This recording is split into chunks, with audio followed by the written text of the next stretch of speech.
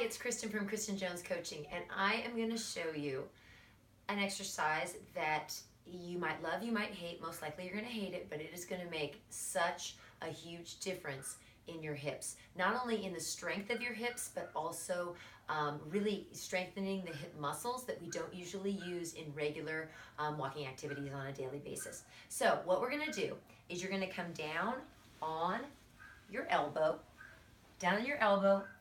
head rests in your hand. You're going to bring your knees to a 90-degree angle to your body. What the easiest way for me to explain it is your knees are in line with your belly buttons. Your knees are pulled in. We really want to engage the glutes, but we also, what we're going to be working is the abductor. The abductor is a muscle that runs right along the side of our hips.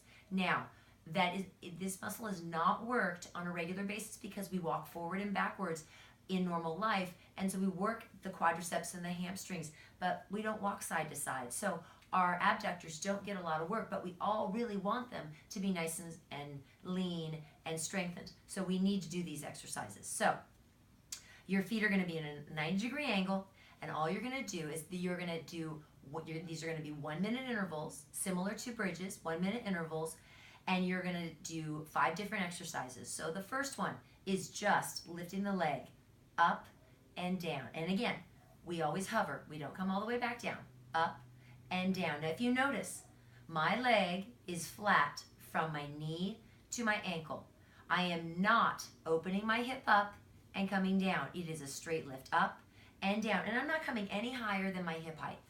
So up and down. Now, while we're doing this, it's great to ignore what's happening with the legs and to really suck the abs in, really work the core. We want to work the core in every single exercise, but right here specifically, belly button pulled into the spine, abs are tight, erector spinae are really engaged along your back, up and down.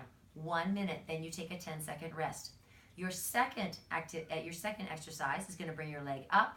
You're going to hold it in this position, and it's just going to be lift, lift. It's going to be a pulse, okay? And just pulse, pulse, pulse, pulse. 1 minute, then a 10-second rest. You're probably going to need to stretch your leg out, kind of turn, bring it into your chest. That'll release it. The third exercise, you're going to bring the leg up. You're going to extend it straight out to the front. You're going to turn your toe to the ground. You're not going to like this, but it's really good for you. Turn the toe to the ground, drop it down, touch the toe to the ground, come up, down, and up. It's very small, it's very controlled, and if you notice, my leg is coming right out over my lower leg. It's not here, okay? That's not going to work the glute. That's not going to engage the glute. We want it right in front, down, and up, and that toe has to be facing the ground. Down, up, down, up. All right, after a minute, you're going to bring your knee in. Rotate your ankle, stretch it out. The fourth exercise, you're going to bring your leg up, and we're going to touch knee to knee, then heel to heel. So we're going to go knee, heel, knee, heel. This is really, really good, not only for the abductors, but it's also great for the hip mobility of the hip joint. Our hips are always, just because of our lifestyle, sitting at computers, driving in cars, our hips are always chronically going to be tight because we do so much sitting in our daily lives. So knee, heel, knee, heel. This is a great hip opener, okay? 1 minute of that. Then you're going to rest. Pull the knee into the chest for 10 seconds. Your last one, same move, knee to knee, heel to heel, but you're going to lift the lower heel off the ground.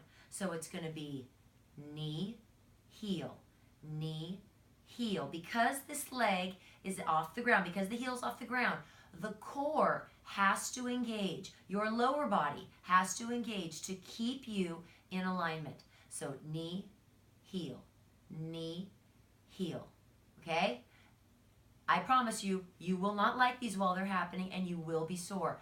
But these are far and away the most effective exercises for the outer part of the leg, outer part of the glute, and outer part of the thigh. I think you'll really enjoy the results.